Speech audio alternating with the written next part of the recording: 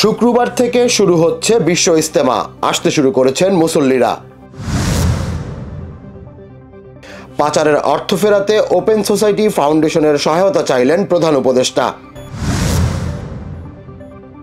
কৃষি ও পরিবেশ সেল গঠন করল বৈষম্য বিরোধী ছাত্র আন্দোলন। নিরাপত্তায় বিশেষ বাহিনী চান বিচারকেরা।